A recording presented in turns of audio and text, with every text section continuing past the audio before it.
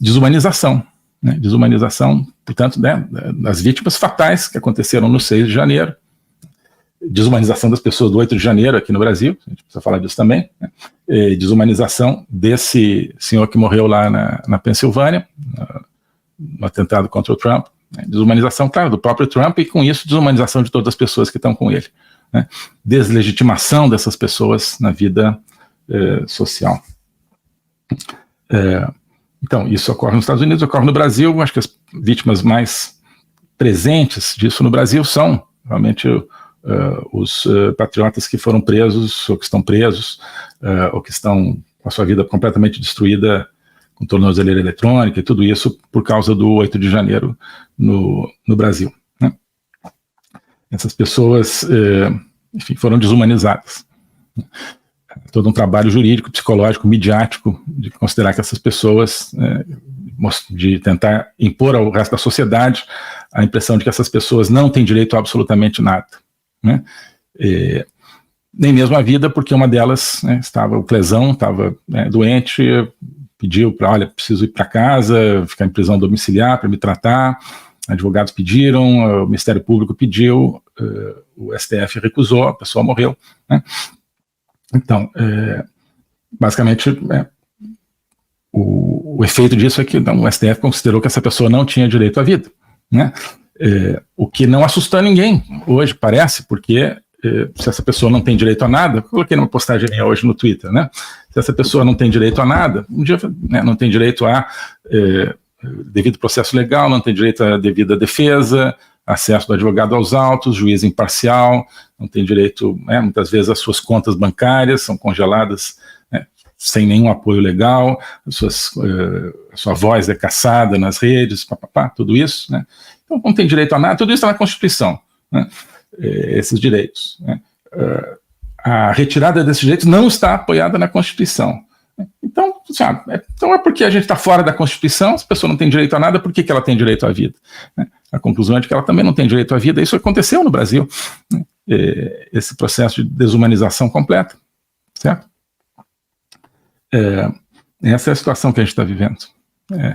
É a situação do conservador, do patriota reduzido ao nada, à nudez completa de quaisquer direitos, né? Então, por isso que eu trouxe aqui, eu acho importante, já temos falado da obra do Giorgio Agamben, né, filósofo italiano, mas eu acho que hoje se impõe a gente lembrar do livro talvez principal do Agamben, que é o Homo Sacer, né?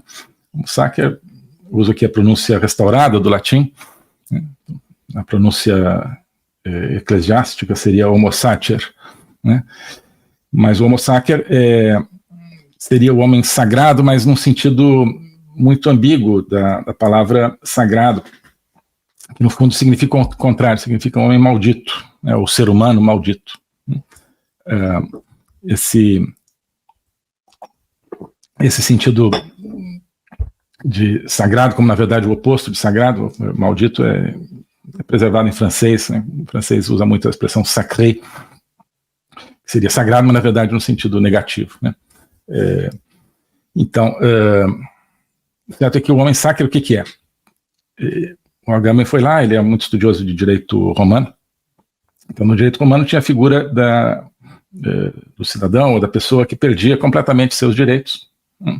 E se tornava portador apenas do que o Agamben chama a sua vida nua, né? Só tinha o fato da sua própria vida, né? Não tinha direito nenhum naquela sociedade. E ele era uma pessoa que qualquer um poderia matar impunemente. É um Homo sacer, se você quiser ir lá e matar, não vai acontecer nada, ele não é, no fundo, um ser humano, né? Se você matasse qualquer pessoa, mesmo que fosse um escravo, mesmo que não fosse um cidadão, né, uma pessoa considerada naquela sociedade portadora de menos direitos, ninguém tinha o direito de chegar assim impunemente e matar um escravo, matar um não cidadão romano, né? As punições seriam, né, de repente diferentes, né? Não havia essa isonomia, mas em relação ao cidadão romano, mas haveria uma punição, era um ser humano, né? O Homo sacer já não era, né? E, portanto, a eliminação física do Homo sacer não se prestava a uma punição, né? E o Agamben desenvolve a partir disso, né, a ideia de que a sociedade, isso é um livro de 1997, mais ou menos, de que a sociedade, né, no caso, quando ele escreveu, nos países capitalistas, ocidentais, estava criando, na verdade, uma massa de pessoas já sem direitos, que seriam semelhantes a esse Homo sapiens, né? O Agamben tinha essa linha, digamos, de pensamento, né, de ser hipercrítico da sociedade ocidental e não ver absolutamente, né, problemas semelhantes nas sociedades verdadeiramente totalitárias como a China. Eu acho que ele mudou um pouco justamente na pandemia, quando ele viu o absurdo que estava sendo feito com o lockdown, contestou as políticas de lockdown e outras políticas da pandemia, né? Acho que por ser alguém que pensa com a própria cabeça, aí foi praticamente banido pela esquerda, porque o discurso da esquerda, né, aquele negócio da narrativa oficial, a gente sabe qual é em relação à pandemia, né? Mas então o modelo, não a aplicação, me parece, às sociedades europeias ou americanas daquela época, dos anos 90, mas o modelo teórico do Agamben me parece que se presta hoje, né? Então você tem uma estrutura de poder que está desnudando completamente as pessoas, uma quantidade imensa de pessoas, né, colocando-as fora de qualquer proteção legal, né, a ponto de assinalar, sugerir, fazer vista grossa, né, para eventual morte, para eventual assassinato mesmo dessas pessoas. Isso está acontecendo na prática, no Brasil, está acontecendo na prática nos Estados Unidos. Tá? É a criação digamos, a consolidação dessa figura do Homo sapiens. Então, quem é de direita é cada vez mais um Homo sapiens, né, um conservador. Ele, na verdade, é um extremista de direita, extremista de ultradireita. Eu vi outro dia uma matéria de algum jornal brasileiro aí, né, durante, assim, em 4 parágrafos, assim, umas 10, 20 linhas, né, ele usava 2 ou 3 vezes a palavra extremista de ultradireita para falar, no caso era do presidente Bolsonaro ou de alguém do grupo do presidente Bolsonaro, né, então, nem a palavra extrema já está sendo considerada suficiente, eles querem extremista de ultradireita, né. O que na verdade é o extremista de ultradireita é o Homo sapiens, né, é a pessoa sem direito a nenhuma proteção legal. Tá? Essa é a sociedade que está sendo criada na prática. Isso tem cara de democracia? Não, tem cara de absolutamente o contrário de democracia. E o que é pior, né, é que isso faz parte de uma programação da esquerda, uma programação profunda da esquerda, uma programação profunda do marxismo. O marxismo é, na verdade, um anti-humanismo, né? O inimigo do marxismo não é o capitalismo. O inimigo do marxismo é o ser humano. Tá? Para o marxismo, toda a humanidade é Homo sapiens. Tá? O marxismo, ele vê o ser humano como um ser que não merece nenhum direito. Tá? Que não merece nada que não lhe seja concedido por um poder político, no fundo exercido pelo Partido Comunista, que, né, terá o poder definitivo nos dias aí do apocalipse comunista, segundo a doutrina deles. O marxismo, ele declara, ele enxerga todo ser humano como desprotegido de qualquer força que possa interferir com a força do partido. Tá? Ele declara o ser humano fora da proteção divina, obviamente, porque ele exclui toda a esfera da transcendência de Deus, mas ele também declara o ser humano fora da proteção do Estado, porque o comunismo, nessa última instância, não tem nem o Estado, porque o Estado, mesmo que seja totalitário, se ele ainda é Estado, ele ainda tem algum arremedo de lei, então não tem mais nem nenhuma proteção digamos, formal do Estado, né? E é alguém submetido simplesmente ao poder, né? sem nenhuma escapatória, sem nenhum véu que o separe, que o proteja minimamente desse poder, né? O ser humano no marxismo, ele é um ser completamente manipulável e destruível à vontade.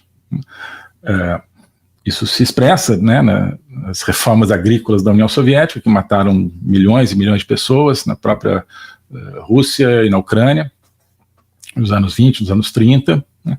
Tudo aquilo era homo sacer, eram pessoas que não têm direito nenhum, que não são seres humanos, são seres humanos malditos, seres humanos proscritos, seres humanos totalmente dispensáveis. Então, o importante era a afirmação do poder único do partido, 10, 20 milhões de pessoas, não tem problema nenhum.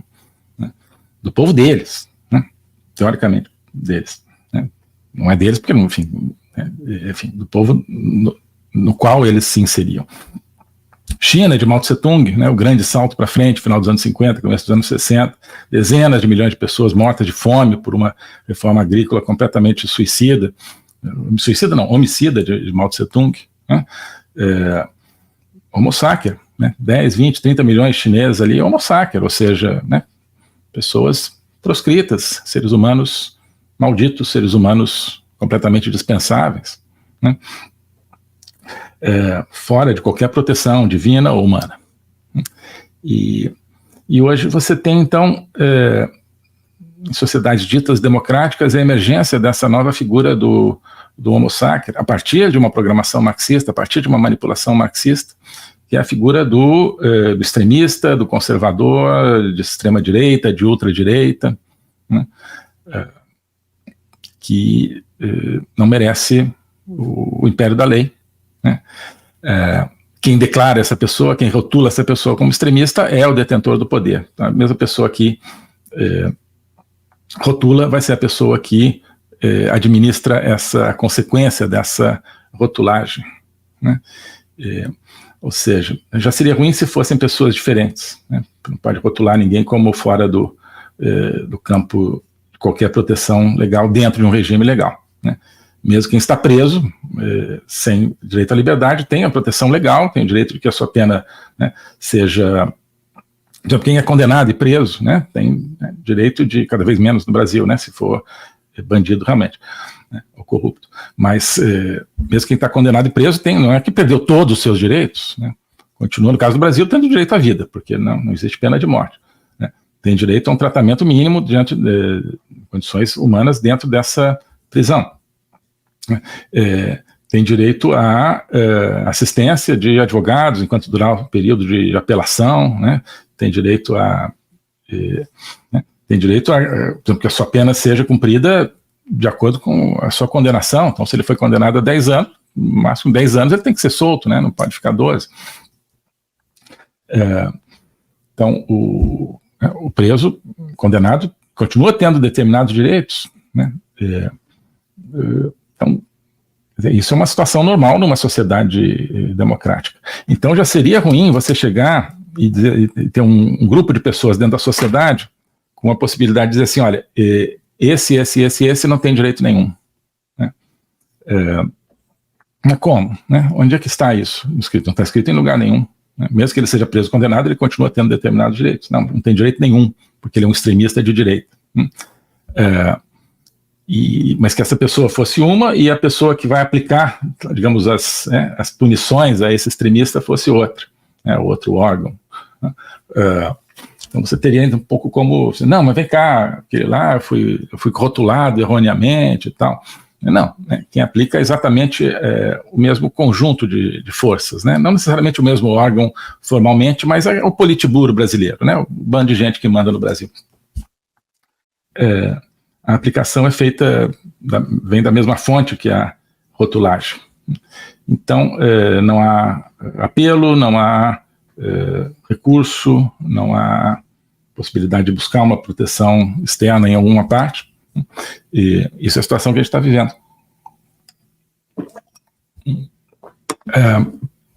Essa situação da proscrição absoluta de determinados cidadãos que cada vez são mais e mais numerosos, porque, claro, existem aqueles que são diretamente rotulados, mas é claro que isso é um fator de exemplo, né? Então, olha, esse aqui foi rotulado e condenado, né, em alguns casos praticamente à morte, como no caso do Clesão, né? E eles portanto, vão servir de exemplo, né? Claro, não foi toda a população brasileira condenada, mas, né, demais pessoas, inclusive pessoas humildes, pessoas, né, sem recursos de defesa, sem recursos enfim, buscar alguma alternativa, essas pessoas, então, mesmo aquelas que não cometeram nada, como as próprias pessoas que estão presas, elas falam, não, vem cá, então é assim que funciona. Não tem o direito a nada. Então, o direito está sendo confiscado daqueles que estão injustamente sendo perseguidos e presos, mas ele está sendo confiscado na verdade, de toda a população brasileira, inclusive quem é de esquerda. Né? Inclusive quem é de esquerda. Porque ao você destruir o império da lei, você destrói o império da lei para todo mundo. Né? Destrói o império da lei para todo mundo. Mas, então, a lei não está mais à disposição do brasileiro. Nos Estados Unidos, né, ainda existe uma resistência a essa situação. Né? No fundo, o Trump concentra a resistência a essa programação desumanizante. E agora acho que o atentado contra ele deixa muito claro essa distinção, né, essa situação. Você tem, então, uma opção, Trump, o que significa? Né? Significa um governo do Partido Republicano? Não, acho que muito mais do que isso. Né? Significa, né, você ter no executivo, que nos Estados Unidos tem mais força do que no Brasil, uma pessoa, um grupo de pessoas, né, que vai agir dentro do império da lei, né, e que né, vai manter, digamos, os direitos que os americanos têm. Né, e você tem do outro lado um sistema que quer, né, a justiça do amigo e a justiça do inimigo, que quer a criação do sistema do homo sacer, da pessoa que não tem direito algum. Tá? Acho que isso fica claro no cenário americano. Bom, queria sobretudo conversar com vocês sobre tudo isso, tá? Então, essas são as minhas considerações aqui iniciais, lembrando que temos aqui, enquanto durar essa live, e eu vou estender então até a meia-noite de hoje, horário do Brasil, horário de Brasília, uma promoção para a Academia Folha Política, que é um ambiente onde a gente aprofunda tudo isso. Né? Quem é da Academia Folha Política já viu que a gente fez uma análise, por exemplo, profunda do livro do Agamben sobre a pandemia. Tá? É um livro muito interessante, que você vê uma alma autêntica, né, proveniente de um ramo da esquerda que não foi capturado, né, totalmente pela criminalidade da esquerda. Você vê essa figura, um intelecto autêntico e poderoso, refletindo de maneira independente sobre, no caso, a pandemia, né, e vendo como foi feita uma manipulação, como estava sendo criada uma sociedade de controle, né, e nós vimos a reação da esquerda, a reação do sistema contra isso, né, com as ideias, sim, é uma sociedade de controle, é uma sociedade onde cada ser humano, na verdade, é apenas uma engrenagem dentro de uma maquinária coletiva. Né? A gente viu a reação, né, no fundo, marxista ou neomarxista a esse pequeno, mas importante grito de independência de um filósofo de ex-esquerda, talvez. Então, isso está no curso de logopolítica, isso está dentro da Academia Folha Política. Esse arsenal intelectual de ideias, de conceitos, de teorias, é fundamental para a gente entender e enfrentar o que está acontecendo. Né? Então, a questão da visão, da percepção, a gente também não pode ver apenas a superfície, a gente não pode ver apenas os pontos individuais, os pontos, eles estão ligados. Né? É óbvio que um sistema de poder nos Estados Unidos que tenta banir da vida social pessoas de direita, é um sistema que obviamente é aliado de um sistema que no Brasil tenta banir da vida social pessoas de direita. Então, por que Biden apoia Lula? Por causa disso, né? Por causa disso. Né? Mas por que Biden não enxerga que Lula está levando o Brasil para o bloco da Rússia se os Estados Unidos são inimigos da Rússia? Não interessa, porque o projeto, né, para eles tanto faz, o projeto deles é acabar com a liberdade de uma maneira ou de outra. Né? Então, tanto melhor, inclusive, né, desse ponto de vista, para a programação que está no governo Biden, se o Brasil for para o lado da Rússia ou da China. Será mais perda de liberdade para essas pessoas, mais homo sacer no Brasil. Os Estados Unidos querem criar homo sacer lá, então tanto melhor que estejam, né, um país importante como o Brasil esteja sendo agora um país de homo sacer, um país de pessoas sem direitos, né? É isso que nós estamos vendo, né? Então, né, essas correlações a gente precisa da teoria, precisa do estudo para ver tudo isso, né? E precisamos da palavra viva de autores, de pessoas, de grandes espíritos do passado, né, para entender, para criar referências, né, a tudo isso, né? Então, estamos examinando Napoleão, uma figura fundamental para a gente entender o momento presente, né? Como é que Napoleão conseguiu transformar a França, né? Como é que a França demandava um líder do tipo de Napoleão e como é que Napoleão conseguiu ser uma liderança desse tipo, como é que ele chegou e não simplesmente ficou sentado e nem simplesmente ficou travando batalhas. Ele chegou, a gente vai ver isso na próxima aula sobretudo, né? Como é que ele chegou e reformou a legislação, a maneira de funcionamento da sociedade francesa. E será que isso, né, qual é a luz que isso pode nos gerar para, né, aquilo que pode acontecer numa sociedade que precisa de uma mudança, né? Claro, cada momento histórico é um momento histórico, né? Mas por que no Brasil, né, nós chegamos tão perto de uma... Não estou defendendo aqui o modelo napoleônico, mas foi uma mudança profunda numa sociedade, uma mudança duradoura. Apesar da queda depois de Napoleão. Por que no Brasil a gente não conseguiu uma transformação da sociedade brasileira, né, quando toda a sociedade brasileira queria essa transformação, né?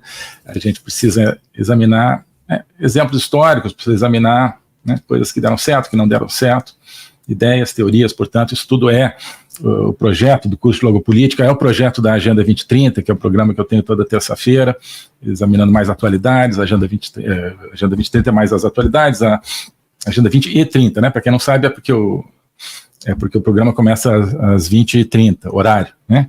Mas obviamente uma crítica ferrenha e espero que profunda, ou apenas aprofundada, da própria Agenda 2030, que é a agenda do globalismo, muitas outras coisas, né? Então, isso é o ambiente da academia. Então, no curso de Logopolítica é um pouco mais filosófico, mais falando de atualidade. Na Agenda 2030 é um pouco mais de atualidade, mas falando de filosofia. A gente vai fazendo esse aprofundamento recíproco, tá? E eu acho que isso nos proporciona ferramentas aí de interpretação e de ação, de modo que estamos com uma promoção para tudo isso, né? Oi, pessoal. Você que tem interesse pelo conservadorismo, talvez já tenha escutado que o conservador é aquele que quer manter tudo como está. Não é isso. O conservador é aquele que quer preservar a verdade, aquele que quer salvar a verdade, que sente que precisa salvar a verdade das garras de um grande império da mentira que está se criando pelo mundo. Mas a verdade também não é simplesmente algo sólido, pronto e acabado. A verdade exige uma busca, exige um cultivo, né? E esse cultivo da verdade, essa busca da verdade, é aquilo que nos orienta na Academia Folha Política. A Academia Folha Política é o projeto onde eu tenho o meu curso de Logopolítica, onde eu tenho a Agenda 2030, os dois são lives semanais, e onde há várias outras iniciativas, outros materiais, onde a gente explora os pensadores de todas as épocas, desde os gregos, às vezes desde antes dos gregos, até os pensadores atuais, para encontrar neles as sementes da verdade, para que cada um possa pegar essas sementes da verdade e plantar essas sementes no seu jardim da verdade, no jardim de verdade de cada um, e cultivar esse caminho. A Agenda 2030 e o curso de Logopolítica, portanto, e todas as outras iniciativas da Academia Folha Política estão disponíveis para você no formato de assinatura mensal, R$40 por mês, ou no formato de uma assinatura anual com um desconto que corresponde a 1 mês e meio de curso e atividade de graça, que é, portanto, com R$420 a anuidade, né? Então, R$40 por mês ou anuidade de 420. Com isso, você entra junto conosco nesse trabalho de procurar essas sementes da verdade e procurar plantá-las e cultivá-las, tá bom? Queria muito contar com você lá. Um abraço. O globalismo existe, é uma coisa concreta. Ele é composto pelo Great Reset do Fórum Econômico Mundial, pelo projeto hegemônico da China, pelo programa de manipulação e conquista da América do Sul pelo Foro de São Paulo e outros elementos. E esses elementos eles atuam uns em benefício dos outros, sempre, principalmente através do controle da linguagem, porque o controle da linguagem é o controle do nosso pensamento. Então nós estamos tendo o nosso pensamento reprogramado, e essa reprogramação vai contra a nossa liberdade, vai contra a essência do ser humano. Isso é o globalismo. Com base nesse estudo, nessa experiência, é que eu criei o curso de Logopolítica.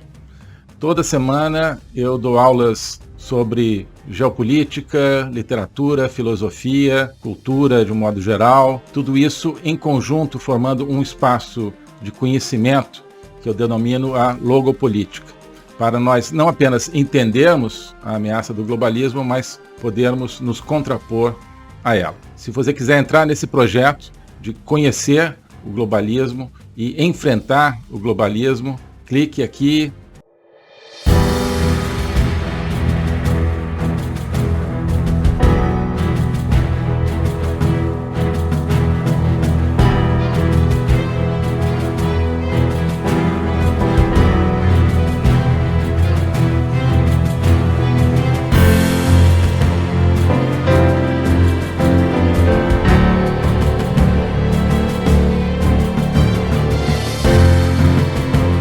Oi pessoal, hoje eu queria convidar você, cada um de vocês, para fazer parte de um projeto, que é a Academia Folha Política. A Academia Folha Política é mais do que um curso, simplesmente. Ali dentro tem o meu curso de Logopolítica, agora também o curso sobre juristocracia, totalitarismo e resistência política. Tem outras iniciativas, como a Agenda 2030, de comentário de atualidades, tem vários vídeos, mas isso tudo cria um espaço, não é apenas uma coleção de produtos individuais. Isso é um espaço de reflexão, um espaço de conexão entre as pessoas e, sobretudo, um espaço de autoconhecimento. Ali a gente está construindo um caminho, uma viagem para que cada um se conheça melhor a si mesmo, isso é a base de tudo, também para que nós, como brasileiros, conheçamos melhor o nosso país, nós conheçamos melhor o tempo que nós vivemos no nosso mundo, que nós conheçamos melhor também a nossa civilização, a civilização ocidental. Isso tudo cria uma atmosfera de conhecimento. E o conhecimento é que conduz à liberdade, que conduz à libertação. Então, esse é o convite que eu queria fazer. Conhecer todo esse ambiente de uma construção conjunta. Passando a ser membro da Academia Folha Política, você não está adquirindo, portanto, um produto pronto, definido e acabado, como um curso definitivo. Não. É um processo do qual você vai participar, um processo no qual você vai criar o seu próprio conhecimento. Tá bom? Então aqui tem a descrição, tem o link para ingressar na academia, tem a opção anual, a opção mensal, e eu tenho certeza que quem entrar vai se entusiasmar com esse projeto, vai se entusiasmar com essa construção, tá bom? Abraço!